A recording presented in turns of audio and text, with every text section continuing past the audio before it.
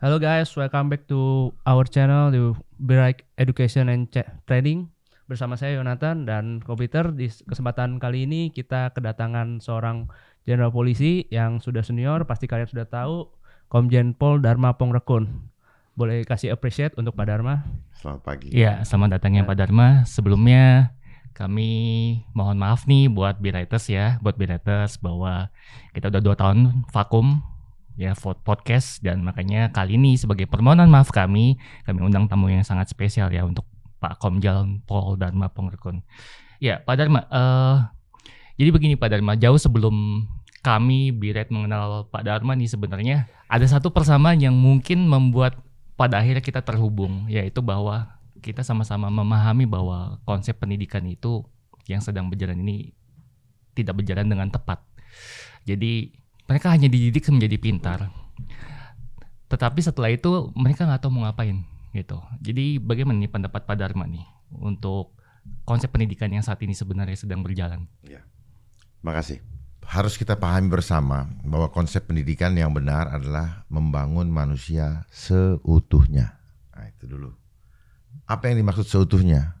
Berarti ada 3 bagian utama yang harus terpenuhi. Body, mind, and soul. Apa yang Pak Peter sampaikan tadi hanya bicara mind. Dan kenapa saya sampaikan body, mind, and soul, itu sudah disepakati di United Nations. Jadi sebenarnya pemahaman body, mind, and soul ini yang penting adalah body harus menunjang untuk memahami soul. Mind harus menunjang untuk memahami soul. Kalau kita hanya yang selama ini hanya diutamakan mendewakan mind, pikiran, sehingga bodinya diabaikan. Contohnya pendidikan sampai berjam-jam, ya, sampai sore, dari pagi sampai sore. Dulu kita aja sampai jam 12, setengah 1 sudah cukup lelah, apalagi sampai jam 4 sore. Kenapa sampai jam 4 sore atau jam 3 sore? Itu tujuannya untuk membuat pintar menghafal, terus kemudian nanti dapat predikat bahwa dia adalah orang yang pintar. Namun akibatnya tubuh kehilangan banyak energi. Betul. Ya, stres dan sebagainya. Nah, ketika tubuh stres, maka kesehatan menurun. Ya, kesehatan menurun, otomatis jiwanya pasti drop. Jadi yang ideal adalah bahwa body, mind, and soul, kita harus selalu berpikir begini. Kalau kita mengutamakan pikiran, itu dia akan menjadi ego. Seharusnya terintegrasi antara body, mind, and soul. Nah, selama ini di pendidikan itu dipisahkan antara body sendiri, mind sendiri, soul sendiri. Ketika orang hanya mengutamakan mind, maka ego akan menjadi besar dan akhirnya mudah diperbudak. Contoh dengan sistem ranking, itu kan memacu ego. Betul. Ya, ego. Ya. Kenapa kita harus body, mind, and soul? Dan semua baik body diarahkan ke soul, mind ke soul. Itu seperti yang kita ketahui bahwa history, bahwa dari awal, dari alpha sampai omega, itu selalu berbicara tentang kuasa Tuhan. Betul. Oleh sebab itu ketika dia bicara, dia sedang olah mindnya, maka soulnya itu tidak boleh dilepaskan. Jadi selalu diarahkan mind ini ke soul. Soul ini yang saya maksud adalah selalu diarahkan kepada pengenalan akan Tuhan. Betul. Ya, demikian pula dengan body. Dia harus diarahkan untuk mengenal akan Tuhan. Jadi tidak hanya sekedar outer beauty, ya, badannya dikasih bagus, ya, keren, cantik, tetapi soulnya tidak. Nah, ini yang keliru selama ini. Ya, sebentar dulu. Saya gambarkan dulu supaya paham betul bahwa ini harus terintegrasi. Selama ini dipisah-pisah. Makanya kenapa hasil didikan seperti yang kita rasakan saat ini, seperti kita juga adalah korban, kita selalu berpikir gue lebih hebat dari yang lain. Pada saat itu sudah gagal pendidikan.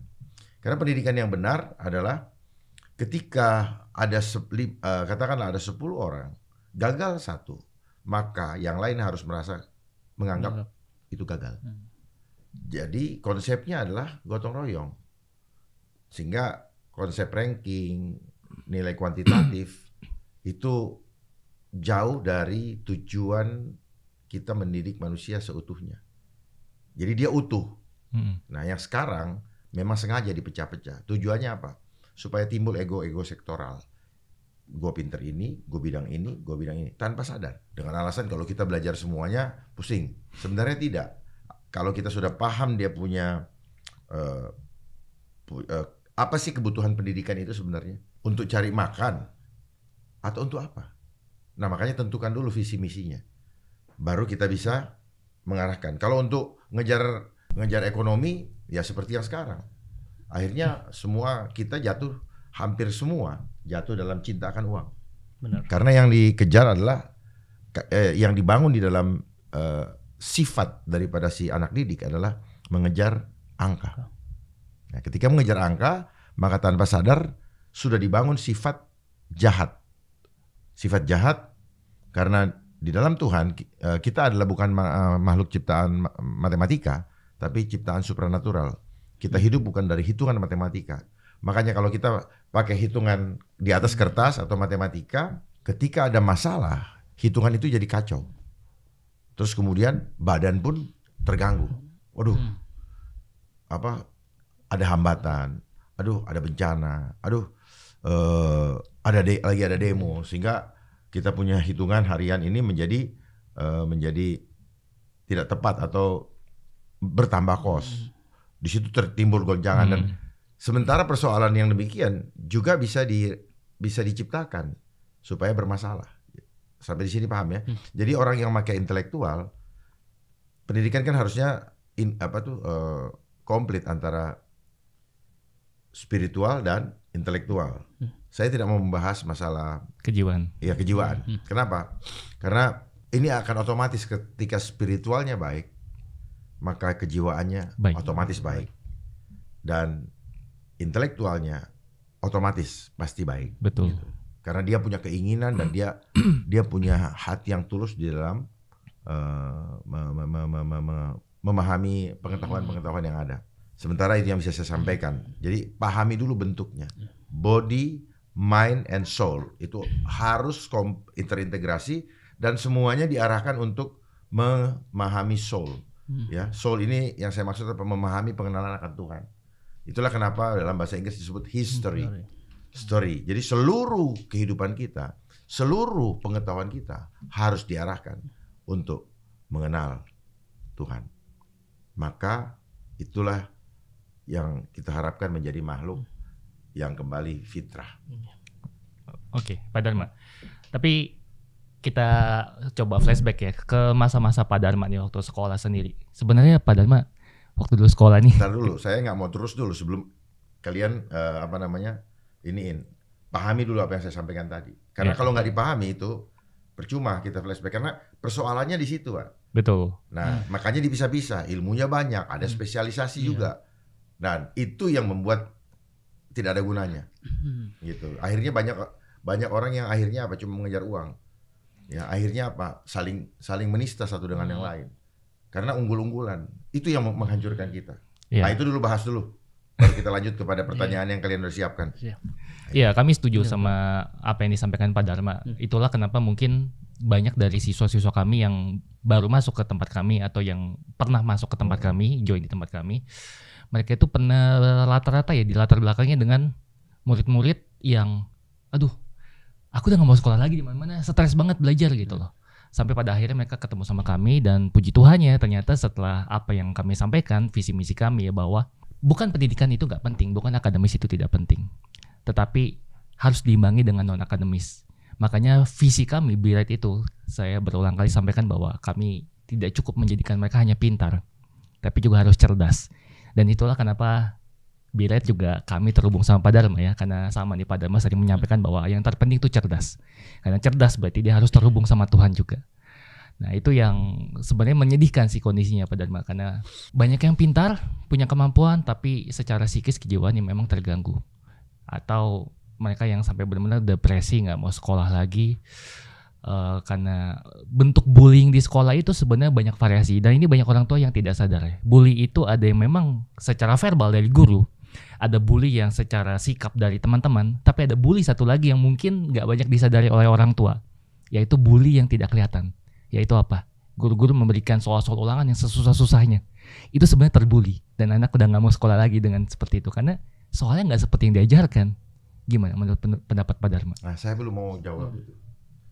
Saya ingin kalian masuk dulu dengan apa yang saya sampaikan tadi. Jadi gini Pak, apa yang diajarkan sekolah, even di Be-Right, cek pelajaran ini memperkenalkan kepada Tuhan tidak? Apa urusannya akuntansi dengan jiwa? Apa urusannya fisika dengan jiwa? Nah itu, ya pahami dulu itu. Itu tadi adalah konsekuensi logis dari mereka tidak menemukan yang membuat hati mereka terpenuhi. Jadi ada ruang kosong di dalam batin mereka. Ini yang dididik adalah manusia, ciptaan Tuhan yang harus hatinya diisi, yang harus jiwanya diisi. Betul. Nah, makanya ini tentukan dulu manusia ini mau dibawa kemana? Apakah hanya disiapkan untuk menjadi pekerja dan berhasil terus mendapatkan pekerjaan lalu dapat uang, pintar, bekerja dapat uang, udah itu hidupnya amoral sehingga kita setelah itu binasa, atau yang mana? Tidak. Nah, ini yang perlu ditentukan dulu. Tidak. Nah, cek setiap kurikulum. Memang saya tahu tidak. Emang kurikulumnya memperkenalkan dia kepada Tuhan tidak? Nah itu. Kalau tidak, maka percuma. Contoh, dia sudah belajar lama-lama, mau masuk bank disuruh penataran lagi. Jadi buat apa pelajaran yang kemarin? Harus belajar akuntansi. Dia mau masuk ini harus ada penataran lagi. Ya, dia mau jadi jaksa, ada penataran lagi. Jadi artinya gini, apa yang dikasih di sekolah pada saat mau diaplikasikan ternyata ditatar lagi untuk apa? Hal-hal yang akan dipraktekkan. Jadi lebih kepada pengetahuan aplikasi. Betul. Tidak yang ada selama ini hanya membuang waktu begitu panjang. Itu tolong dipikirkan. Jadi kenapa saya suka ngomong itu, ikutin salah satu contoh adalah Finlandia. Itu contoh saja. Mungkin kita punya cara yang lain. Contoh ya, 3 jam. Cukup bisa membaca, menulis, berhitung. Setelah itu apa? Setelah itu lebih kepada aplikasi. Prakteknya. Iya. Buat apa ini? Toh pelajaran akuntansi, pelajaran ekonomi yang ada, itu hanya rumus-rumus untuk membuat masyarakat atau orang berhutang, bukan untuk bagaimana menyelesaikan hutang. Betul. Makanya hutang terus sih kita. Ya. Dan apa yang pernah saya sampaikan bahwa kita bisa menyelesaikan hutang dalam 1 hari, nggak nyampe kepada mereka-mereka yang teoritis, karena dia tidak aplikasi, dia tidak aplikatif dalam ininya. Nah ini yang itu, cek dulu apakah pelajaran-pelajaran yang disampaikan yang mengolah pikiran tadi sudah memperhatikan tubuh, ya, kepentingan tubuh dan diarahkan untuk mengenal Tuhan. Itu dulu. Ya, kalau untuk kurikulum di Be-Right tentunya kita kan masih harus mengikuti aturan yang ada. Be-Right ada punya 2 kurikulum, yang pertama nasional yang memang kita dalam pengawasan Dikbud sendiri, dan internasional. Itu kita bekerja sama dengan Cambridge. Itu persoalannya. Masih dipaksa mengikuti. Ya. Sementara misi kita adalah bagaimana kita melihat kelemahan dari apa yang ada. Apakah ini berhasil guna di dalam bentuk manusia. Betul. Seutuhnya, bukan hanya dia jadi kaya, jadi hebat menurut dunia, terus kemudian diadu seperti selama ini.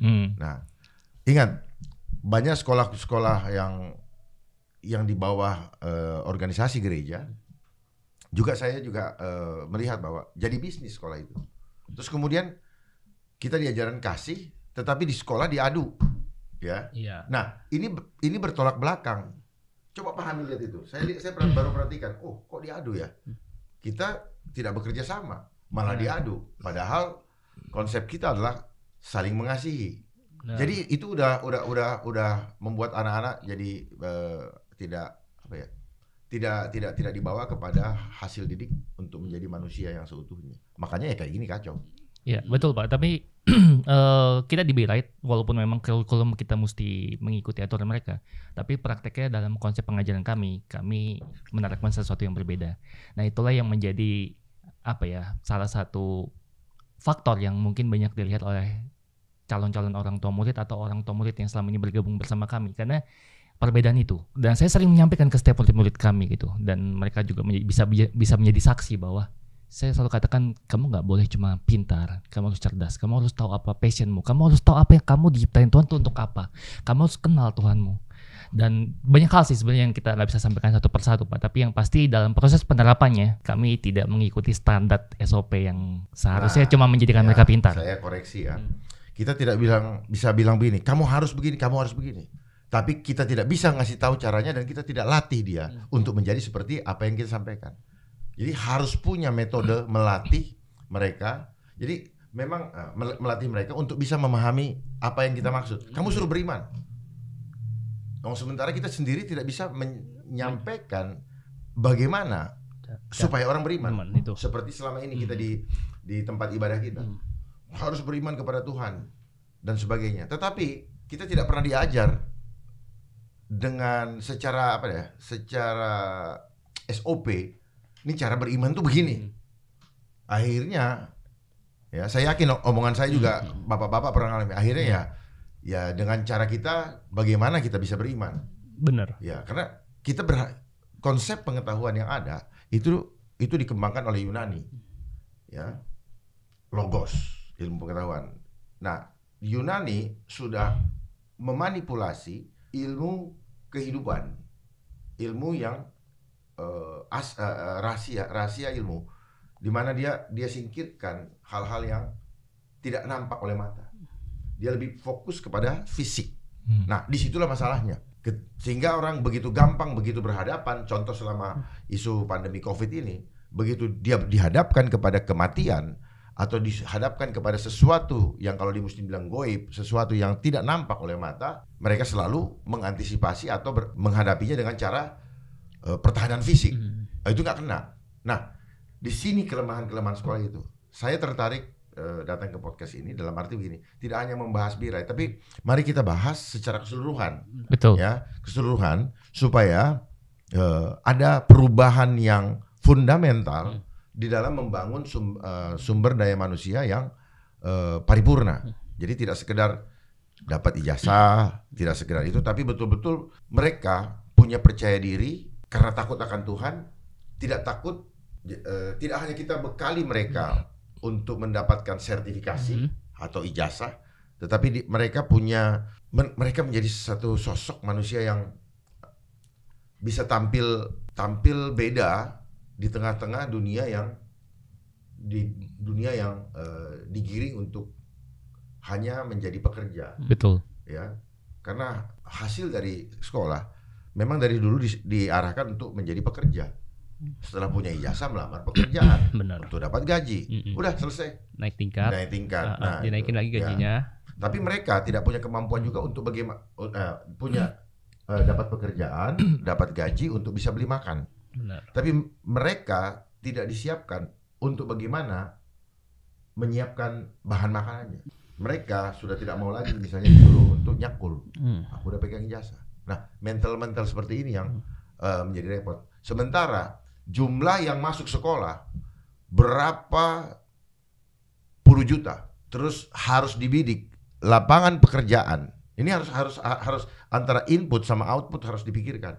Lapangan pekerjaan cuman segini, apa yang terjadi? Rebutan semua. Bukan sekedar rebutan, stres, dan akhirnya banyak yang bunuh diri, banyak yang mengambil jalan-jalan pintas dengan menipu, dengan apa semua. Jadi ini harus kita bahas, jadi pemikiran bersama bahwa sistem yang ada tidak mendukung untuk pembangunan manusia seutuhnya. Yeah. Nah, jadi even kita bahas bagaimana ini hanya jadi sekedar omongan di antara kita saja jadinya. Nah, ini yang ingin saya dorong supaya betul-betul kita paham bahwa pembangunan manusia seutuhnya adalah body, mind, soul, and soul itu terintegrasi dan pusatnya adalah di soul. Karena iblis ingin mencuri jiwa, dia adalah penipu. Dia mencuri damai sejahtera, sukacita. Terus kemudian hilang damai sejahtera dan sukacita dengan cara membuat kita busy. Using Satan yoke. Kita ada dalam tekanan setan setiap hari. Kemudian tubuhnya mati, membunuh kan? Dia membunuh, memati dan akhirnya apa? Binasa.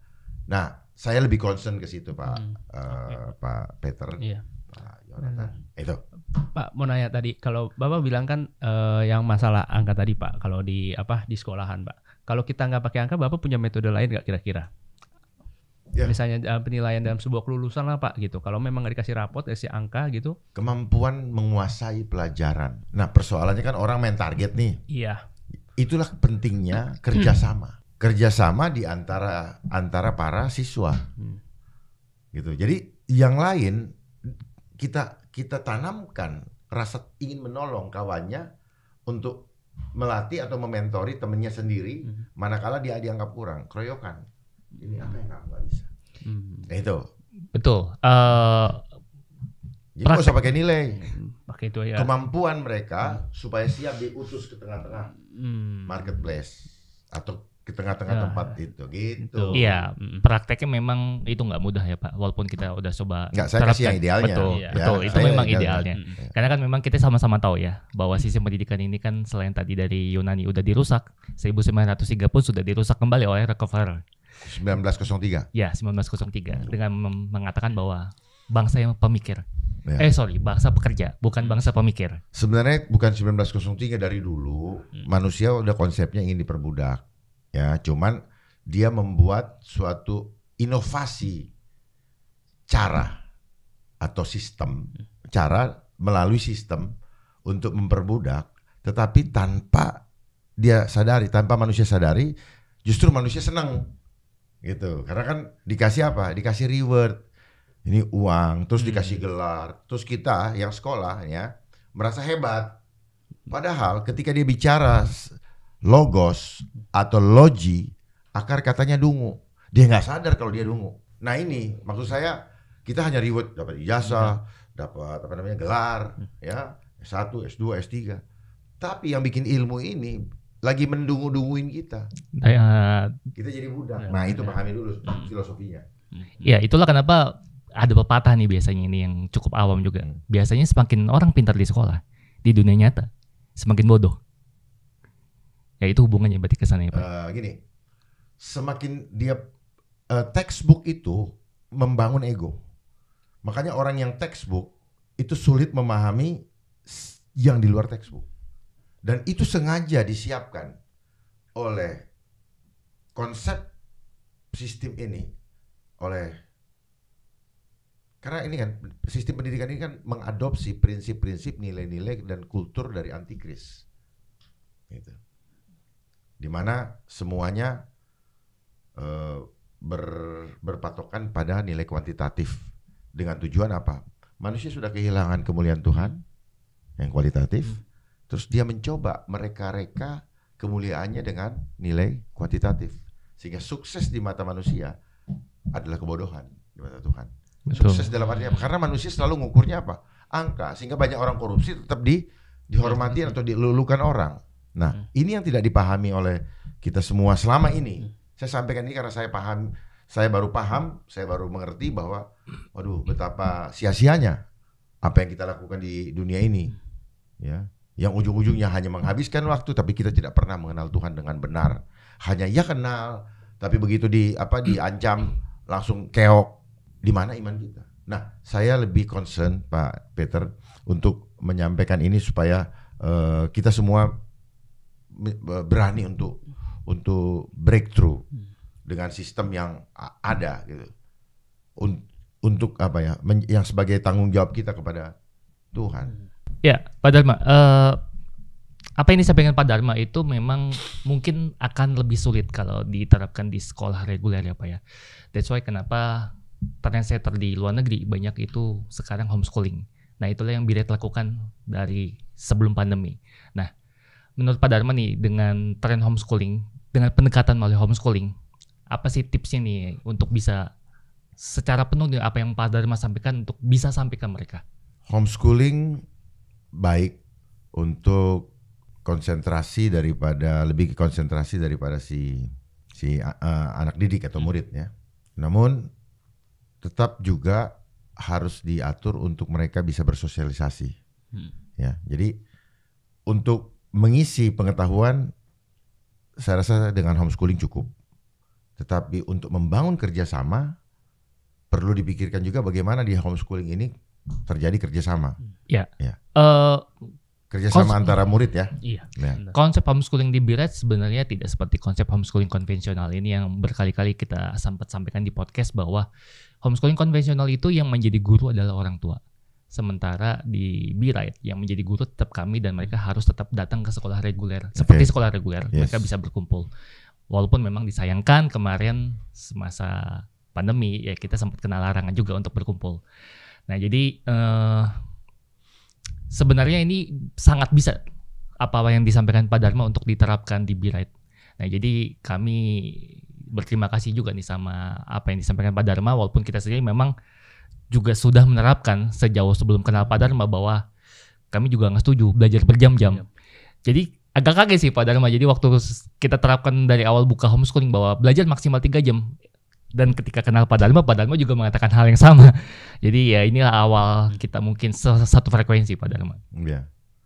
Ya, memang saya menyadari itu setelah saya melihat betapa banyak anak-anak yang mengeluh, capek.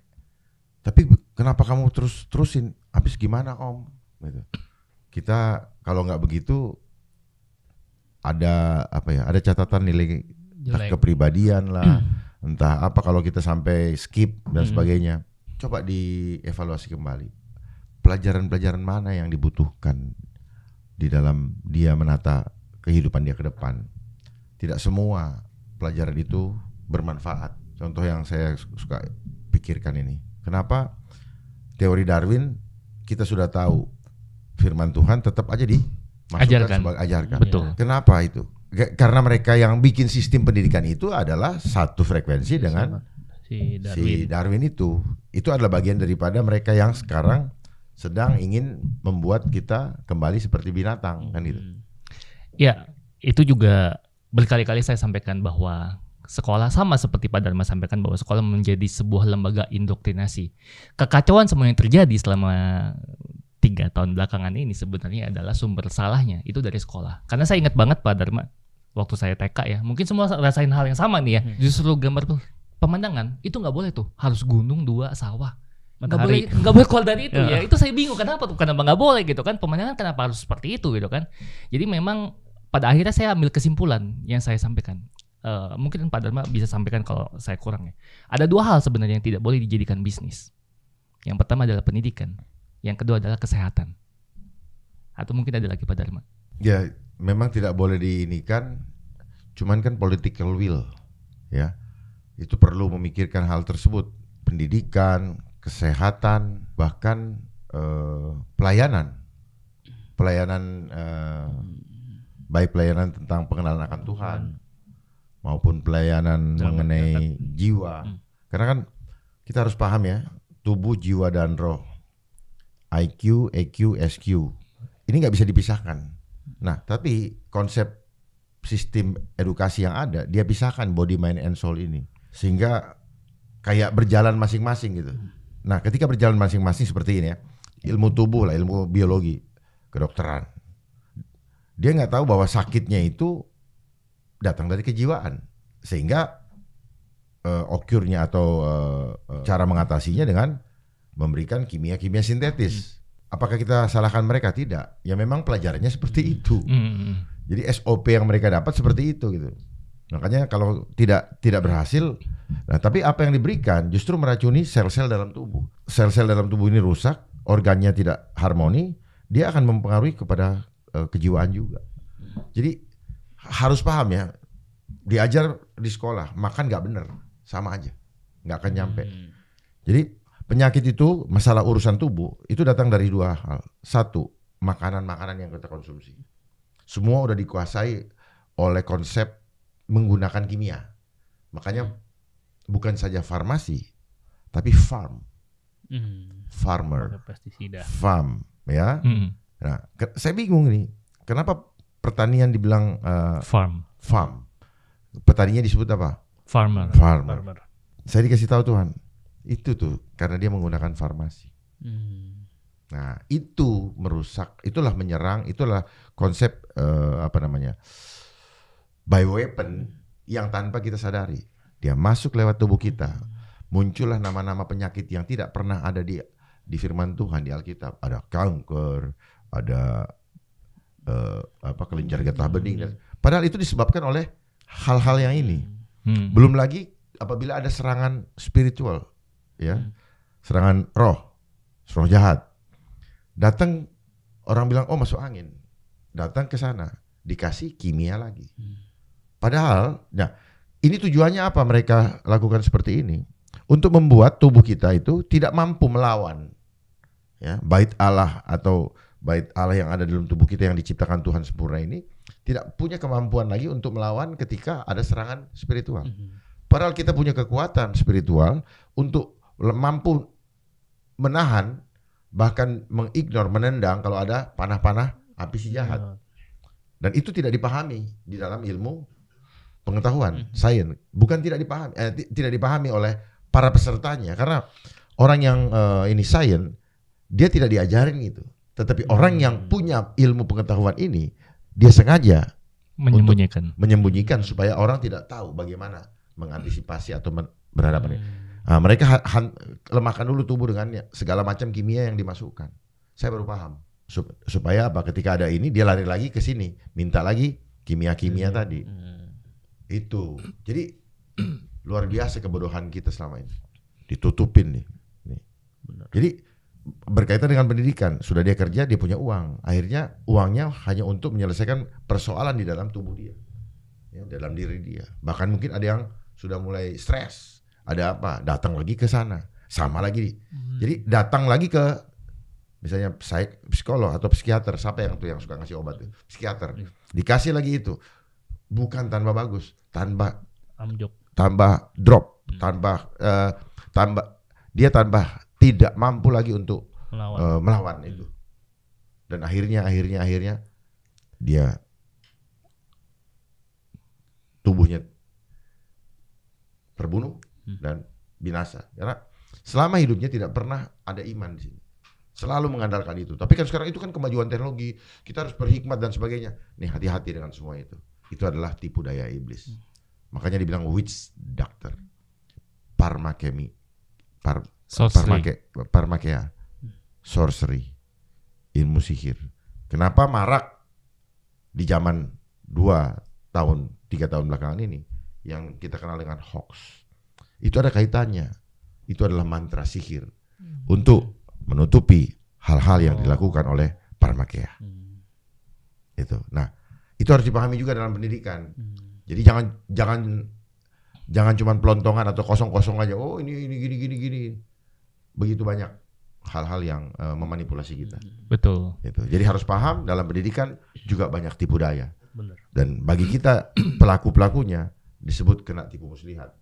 Karena dia sudah tidak melihat kebenaran. Jadi sebenarnya kita ini semuanya hampir kena tipu muslihat semua.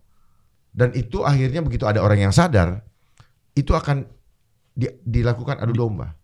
Dengan orang yang sudah kena tipu muslihat tapi tidak sadar. Adu domba itu bukan adu kambing. Bukan adu ayam.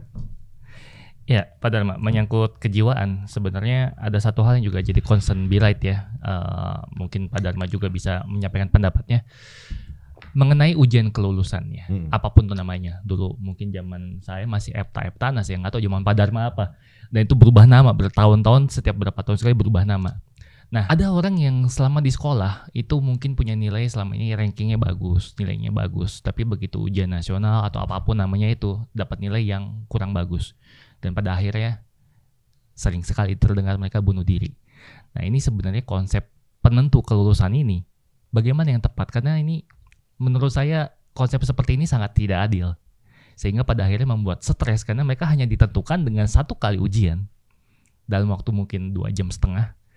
Yang padahal di sekolah sebenarnya mampu, tapi mungkin karena pas ujian kelulusan dia dalam posisi tertekan, akhirnya mungkin gagal dan stres, bunuh diri. Akhirnya ini kan merupakan sebuah jebakan Batman lagi ya. Gimana menurut Pak Dharma? Apa yang disampaikan Pak Peter tadi sebenarnya sudah menjawab bahwa tadi saya bilang iblis adalah bapak segala pendusta. Dia mencuri. Itu mencuri, damai sejahteranya hilang tadi anak itu, ya, sukacitanya hilang, ya, dicuri. Terus kemudian dia bunuh diri, dia terbunuh dan akhirnya binasa. Apakah ini apa ini terjadi begitu saja? Tidak. Memang sistem ini arahnya ke sana supaya semua binasa. Jadi nggak ada yang harus kita perinikan lagi. Jadi tinggal kita memilih, Pak. Mau meneruskan mengikuti sistem itu atau tidak. Life is choice. Ya, kita memaksakan hidup di dunia tetapi tidak untuk berbakti kepada Tuhan, tidak untuk memuliakan Tuhan, atau hanya sekedar ya biar menyenangkan orang tua, terus supaya dilihat orang-orang. Itu kan dia stres karena sistem yang diciptakan yang membuat orang-orang juga dia udah ngerasa begini, gua nggak lulus, gua dibully. Ya, dia dibully oleh apa? Oleh pikiran dan perasaannya sendiri. Manakala orang bisa menguasai pikiran dan perasaannya, 1000 orang yang mau bully juga nggak kalau dia punya pemahaman yang benar, dia nggak akan peduli. Kenapa? Saya hidup bukan untuk mendengarkan apa kata orang, tapi saya mendengarkan apa kata Tuhan. Akan berbeda. Jadi bagaimana seorang pendidik itu memahami juga, membangun. Itu yang saya bilang. Kamu nggak boleh down kalau dibully. Tapi kita nggak pernah tahu, kita juga nggak tahu caranya untuk melatih mereka tidak down. Nah ini yang perlu dilatih, Pak. Bagaimana mau ngelatih orang tarik nafas saja nggak diajarin di sekolah. Karena tarik nafas itu sebenarnya menarik kuasa Tuhan. Dia release, dia cooling down, terus kemudian dia bisa ini lagi. Nah, kenapa? Karena oksigen kurang. Metabolisme dalam tubuhnya nggak dilatih. Jadi otak aja diiniin. Itu yang saya bilang, body, mind, and soul. Bodinya nggak diurus, meledaklah ini, gitu loh. Ya, uang keluar, meledak kepala. Bodinya nggak support. Dia duduk, oksigennya nggak ada. Jadi ini ada kaitan semua. Jadi jangan cuman, harusnya menurut konsep dunia begini-gini. Tapi ketika dia duduk, ya kan, ya, makanya seringkali orang bikin cuma 30 atau 40 menit sekali keluar, berdiri, lancarin darah, cuci muka, masuk lagi. Itu yang lebih efektif. Duduk aja. Kadang-kadang saya dulu kuliah 2 jam, yang ada pada ngantuk-ngantuk. Hasilnya nggak ada. Hanya untuk mengejar kurikulum SKS supaya terpenuhi. Bisa lulus. Ya, ujung-ujungnya apa? Fotokopi dan sebagainya. Jadi apakah kita mau concern kepada proses atau hanya hasil? Selama ini orang yang penting hasil. Nah, itu konsep yang ada sekarang, hasil. Yang penting lulus, cum laude dan sebagainya. Tapi prosesnya nggak diinin. Dan bagaimana proses ini bisa berhasil? Ya body, mind, and soul itu harus tetap diinikan. Makanya kan dulu ada olahraga, ya kan? Ada pramuka, ya. Justru yang dulu dibilang ekstrakurikuler itu yang seharusnya memang itu penting gitu. Karena hidup ini kan makhluk sosial. Betul. Yang ada kita jadi homo teknologi. Karena sistem yang dikembangkan adalah homo homini lupus. Itu persoalannya. Jadi kenapa jadi cari ranking homo homini lupus tadi? Larilah ke homo teknologi. Ya itu memang udah di-setting seperti itu. Sistem antikris ini. Gitu, Pak. Jadi kita mau bahas kemana juga ya tujuannya manusia lain menjadi serigala.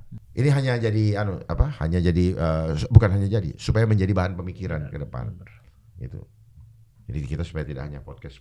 Sorry kalau jawaban saya atau tanggapan saya tidak seperti yang diharapkan di catatan. Enggak apa-apa. Tapi saya ingin membuka supaya kita tuh iya ya. Ternyata apapun yang kita kerjakan di dunia ini sepanjang konsep homo homini lupus itu tetap dipatokkan, ditanamkan, kita bersaing, nah itu kan hukum rimba, maka menjadi tantangan yang berat bagi para pendidik, bagi orang tua untuk mengamankan jiwa anaknya. Kalau tidak, semua yang kita lewati ini hanyalah sia-sia. Dan kita menjadi tidak jujur bahwa kita hanya untuk menjadikan pendidikan ini sebagai mata pencaharian tanpa memelihara jiwa-jiwa anak didik. Iya, setuju Pak Dharma. Itu menjadi concern Birat sih selama ini. Terutama saya pribadi karena sebelum saya ngajar tuh udah dari umur 18 kurang lebih. Yeah. Jadi udah 22 tahun, 23 tahun lah. Jadi kalau ada yang bilang pendidikan tambah bagus atau enggak sih? Kalau saya sih terus terang saya mengatakan tambah rusak. Tambah rusak. Dan memang tujuannya untuk rusak. Jadi perhatikan outputnya, hasil didikannya seperti apa. Nah itulah kan gitu, in garbage, out garbage. Iya, cuma di luar sana kita tidak bisa menutup mata ya Pak Dharma bahwa khususnya di daerah Jakarta, bahwa konsep sekolah yang bagus adalah sekolah yang gedungnya mewah, sekolah yang sistem pendidikannya soal-soalnya susah. Itu udah jadi doktrinasi yang luar biasa di Jakarta khususnya Pak Dharma ya.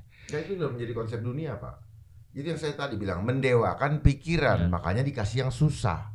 Tetapi untuk tanpa sadar, sebenarnya dia sadar yang bikin konsep ini. Untuk apa? Bodinya hancur, apalagi soulnya. Jadi ibarat orang kepalanya gede, badannya nggak nunjang.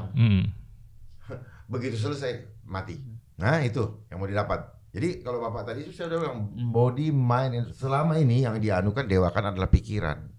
Pikiran tapi tidak menunjang body, apalagi soulnya. Padahal pikiran dan body ini harus diarahkan untuk apa? Untuk menunjang pemahaman akan jiwa. Jiwa ini yang saya maksud adalah yang terhubung dengan Tuhan. Jadi ya hasilnya monster. Monster kan suka digambarkan dengan kepala gede. Gitu Pak. Jadi film-film itu sebenarnya menggambarkan. Nah, karena bodinya nggak nunjang, maka dia butuh teknologi untuk mengendalikan bodinya. Akhirnya jadilah komputer itu. Karena hanya main di sini. Betul. Nah itu, sehingga komputer prosesor. Dia kekuatan komputer itu di prosesornya. Sebenarnya kekuatan pikiran di otak kita.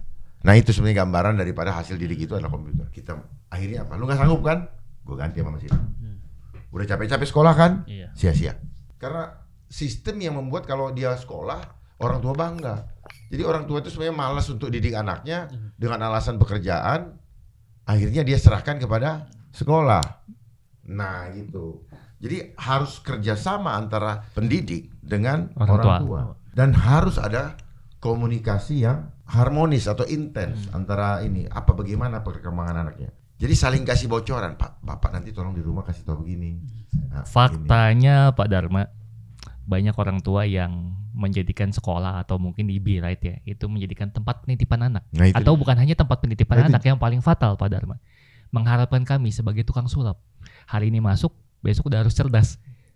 Ya. Fakta itu banyak sekali Pak Dharma. Ya memang lah, makanya dia perlu parmakea. Ilmu sihir. Simsalabim. Padahal hidup itu apa? By proses, diproses. Tidak ada pisau tajam tanpa diasah. Nah diasah itu memerlukan waktu, tergantung tebal tipis daripada yang mau diasah. Tebal besar kecilnya persoalan itu. Supaya dia bersinar. Nah kalau tidak mau ikutin proses, ya makanya perlu simsalabim, parmakea. Ya baik Pak Dharma. Nggak terasa ya 50 menit kita udah nih. Mungkin di sesi 10 menit terakhir nih mungkin bisa Pak Dharma sampaikan pesan-pesan nih untuk terutama siswa-siswa kami ya di Be-Right atau mungkin generasi-generasi muda yang lagi nonton kita nih. Pesannya apa sih Pak Dharma untuk mereka? Pesan apa nih? Pesan banyak banget nih. Pesan sponsor. Pesan moral kali Pak. Pesan moral. Lebih ke pesan moral Pak. Saya rasa kalau mereka menyimak baik-baik, apa yang saya sampaikan dari tadi adalah bentuk dari pesan moral. Bahwa di dalam kita menjalani, kita ikutin pendidikan, adik-adik ikutin pendidikan, tujuannya apa dulu? Tentukan tujuan. Supaya kita tidak hanya asal sekedar mengikuti ritme kehidupan, bahwa setelah saya, sebelum saya kerja, saya harus ikutin pendidikan. Nah, jangan hanya sampai atau sekedar di situ. Tapi saya pendidikan untuk apa? Untuk hanya sekedar bisa bekerja, atau saya ingin menjadi manusia yang betul-betul mempunyai nilai kehidupan yang berkenan di hadapan Tuhan. Kalau saya sampaikan ini apa? Kenapa saya tidak punya bekal ketika itu? Jadi saya harus bagikan bahwa ketika saya sekolah, saya nggak tahu kenapa saya harus sekolah. Hanya dalam tahapan setelah usia sekian, semua orang-orang disekolahin. Jadi saya juga ikut sekolah, ya. Pernah nggak tanya, kenapa sih gue sekolah dulu? Nah sekarang saya cerita nih, bahwa saya pun sekolah, tidak tahu kenapa saya harus sekolah. Nah padahal Mas Didi pernah tertekan nggak waktu sekolah? Saya pasti tertekan dengan hal-hal yang melewati kapasitas kita, agak sedikit dipaksa Saya tidak mengatakan bahwa salah kita dipaksa untuk disiplin. Tetapi saya seringkali tertekan begini. Batin saya mengatakan ini pelajaran ada yang nggak beres. Cuman karena kita nggak tahu tidak punya pembanding, tidak punya argumen. Di mana sih yang kamu ngerasa nggak beres? Saya nggak tahu. Tapi nggak enak gitu loh. Saya dipaksa seperti ini. Jarak dari bumi ke matahari sekian. Saya mau bertanya waktu kecil tuh. Apa iya? Bagaimana ngukurnya? Ya dengan kognitif saya yang terbatas lah. Mikir begitu kan. Nah makanya kenapa sekarang saya bisa evaluasi. Saya bilang jangan-jangan guru itu juga dulu nggak tahu gitu. Ternyata dia cuma dikasih ketikan. Ya walaupun dalam cetakan buku tapi tetap aja buat itu diketik sama manusia kan. Benar. Nah pertanyaannya ternyata kita bisa ngajarin orang sesuatu yang kita juga belum tahu kebenarannya. Nah di situ saya kemudian begitu saya terima matematika ya, rumus-rumus ini. Bapak itu tahu rumus ini dari mana ya? Suka gitu saya nanya. Emang kalau mau ngitung ini rumusnya harus begitu. Pada kenyataannya di dalam kita berhitung kita hanya taunya kalau nggak tambah kurang kali. Kalau kali itu hanya untuk mempercepat. Ya, mempercepat kita dalam berhitung. Termasuk bagi. Ya, supaya mudah. Nah, saya cuman concern di situ. Begitu ada rumus, kemudian saya berpikir apa gunanya rumus ini dalam kehidupan? Gak dipakai juga tuh. Rumus itu. Ternyata rumus itu adalah bagian daripada cara memanipulasi. Plus kali plus adalah plus. Sampai di situ saya masih paham. Minus kali minus plus. Saya bingung. Jadi di situ saya bingung aja sendiri gitu. Belum bisa bertanya, belum mampu mungkin kan saya praktekkan secara fisik. Minus. Kan minus nggak ada. Terus bisa jadi plus. Itulah ilmu apa? Itu ilmu Parmakea. Simsalabim. Sebenarnya secara lucu-lucuannya nih Pak, mungkin maksudnya min kali min adalah plus. Misalnya orang yang negatif ketemu orang negatif, mereka kan saling menguatkan Pak. Ya kan itu bukan listrik Pak. Beda Pak. Coba kalau hutang, listrik Pak. Kan bicaranya listrik bukan ilmu fisik. Justru ilmu fisika kuantum itu listrik itu. Ya, karena tidak bisa dilihat oleh mata. Bagaimana lu nentuin plus sama minus? Nah itu kan justru ilmu plus dan minus inilah yang disebut dengan elektrik. Elohim, trik itu adalah cara ya Tuhan. Jadi apakah X-nya eksekutif? Trik. Jadi ini trik eksekutif dari ilmunya Tuhan. Makanya tubuh kita tuh dihidupkan oleh listrik supranatural yang tidak pernah dibahas juga di ilmu biologi. Bahwa tubuh manusia itu tetap hidup manakala ada listrik supranaturalnya. Ya itu adalah Spirit of God. Nah sementara mereka-mereka yang belajar ilmu biologi hanya memahami bahwa tubuh manusia sehat apabila organnya berfungsi dengan baik.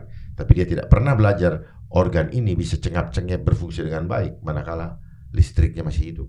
Makanya dia selalu cara berpikirnya adalah kalau ada yang merasa tidak nyaman tubuhnya cuma satu, kasih ilmu sihir, Parmakea. Itu. Untuk apa?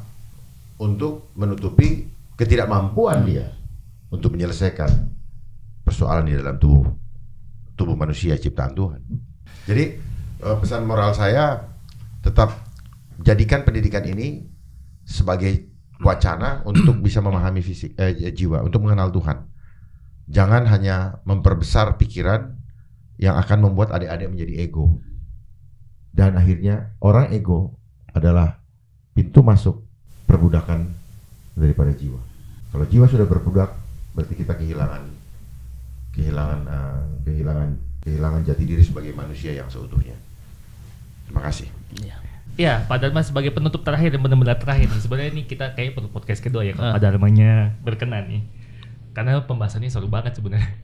Untuk tim B-Ride sendiri nih, buat kami mungkin Pak Dharma ada pesan kan? Karena sebenarnya udah banyak image yang menganggap kita anti mainstream kan, dan kita akan tetap terus berjalan di anti mainstream. Yang maksudnya dalam arti bukan kita melawan rules yang ada, bukan, tapi kita memberikan sebuah perbedaan ke mereka terhadap sistem pengajaran yang selama ini udah terlanjur salah menurut kami ya. Karena mereka tidak ya seperti pada mengatakan tidak peduli kepada jiwanya sebenarnya. Tapi kami sangat memperhatikan itu dan betapa sangat miris kayak kalau saya secara pribadi pada melihat murid-murid kami yang bergabung dengan begitu banyak penderitaannya. Karena masih banyak nih yang menghubungi kami dan merasakan hal yang sama. Nah, buat kami sebagai tim Birat ini mungkin ada pesan-pesan Pak Dharma terakhir nih. Bagaimana dalam kami menjalani terus ke depannya? Ya memang tujuannya sistem pendidikan selama ini cuma satu, menghancurkan jiwa. Makanya dia nggak concern sama jiwa. Jadi kita udah harus tahu dulu itu. Nah, banyak yang membuli atau banyak yang menjudge kami anti mainstream. Ya memang mereka adalah hasil didikan dari sistem yang selama ini dilewati untuk menjudge orang. Jadi sistem ini memang untuk saling menjatuhkan, meniadakan, saling menjelekkan. Itu tujuannya. Jadi ya nggak usah pusing. Begini, kalau kita mau mengadakan perubahan, kontroversi adalah awal dari perubahan. Tapi kalau kita tidak mau melakukan suatu konfrontatif secara ide, maka jangan harap perubahan itu ada. Jadi di sini perlu keberanian. Keberanian hanya bisa didapatkan ketika jiwa kita paham dengan jiwa. Ketika jiwa kita terisi, maka keberanian itu akan muncul. Kalau jiwa kita kosong, jangan harap pernah keberanian. Nah, sistem ini adalah sistem yang saya tadi katakan mengadopsi nilai-nilai, prinsip-prinsip dan kultur dari antikris, sehingga tujuannya adalah menghancurkan jiwa. Jadi no doubt, jangan ragu lagi bahwa concern daripada para pendidik ini, pastikan bahwa pengetahuan-pengetahuan yang diberikan di Be-Right itu betul-betul diarahkan untuk mengisi jiwa dan mengisi jiwa untuk mengenal Tuhan. Itulah maknanya history. Semua sejarah hanya terfokus kepada mengenal kuasa Tuhan. Kalau tanpa itu, apapun yang kita lakukan ujungnya sia-sia, Pak. Pasti. Ya. Seperti tadi, badannya lemas. Ini pikirannya doang. Akhirnya apa? Dia di kursi roda. Mikir ya, nothing to do. Jadi orang yang besar pikirannya, badannya, bodinya tidak diurus, apalagi jiwanya. Yang ada dia apa? Dia hanya menjadi orang yang teoritis. Dia hanya bicara teori. Dia senangnya mengkritik, ya. Tidak bisa menolong. Bagaimana menolong? Pikiran doang ada, badannya nggak bisa jalan untuk nolong orang. Nah, menolong itu ngisi jiwa loh. Dia harus menolong, ini salah satu bentuk. Maka dia harus jaga bodinya supaya dia bisa kuat untuk datang menolong orang, membantu orang, menghampiri orang. Nah, ini bagian daripada mengisi jiwa, kan gitu. Nah, itu latihannya di situ. Dia berpikir untuk mengisi jiwa. Apa seperti berpikir mengisi jiwa? Saya kerja cari uang untuk bisa memberkati orang. Kenapa memberkati orang? Karena saya harus jadi saluran berkat. Nah, itu kan ngisi jiwa. Tapi adakah di sekolah seperti itu? Nggak ada. Yang ada apa? Hemat pangkal kaya. Terus dibangunlah konsep menabung dengan bahasa saving. Tujuannya apa? Supaya kamu supaya kamu tidak merasa safe ketika tidak ada uang. Ya. Jadi jangan cari di Tuhan, karena carinya di bank. Karena kalau di Tuhan kamu tidak safe. Jadi dia memanipulasi konsep safe, ya, keselamatan itu dengan cara memberikan materi. Makanya di sekolah selalu diajarkan angka. Karena yang dikejar ketika di saving itu jumlahnya angka, bukan kertas. Itu yang harus dipahami, yang betul-betul pelan-pelan dalamin, ya, supaya tidak mudarat semua dalam perjalanan kita. Betul. Itu yang saya sampaikan, ya, untuk kita sama-sama bekerja sama. Saya siap untuk kita sharing, ya, supaya bisa mendapatkan suatu metode yang terbaik dengan pemahaman yang betul-betul mengembalikan kita untuk memahami siapa kita, dari mana kita, sedang di mana kita, dan mau kemana kita. Kalau itu kita tidak diarahkan ke sana, yang ada bapak-bapak dan ibu-ibu, saudara sekalian, bertanggung jawab terhadap apa binasanya jiwa-jiwa ini. Betul. Dan itu berat di mata Tuhan. Terima kasih. Ya. Tuhan memberkati. Ya, terima kasih ya Pak Dharma untuk kesempatannya datang di podcast kami. Dan untuk teman-teman semua, B-Writers dan semua penonton yang menikmati channel ini, jangan lupa follow, like, dan subscribe. Sampai jumpa di podcast berikutnya. Dadah. Dadah. Dadah.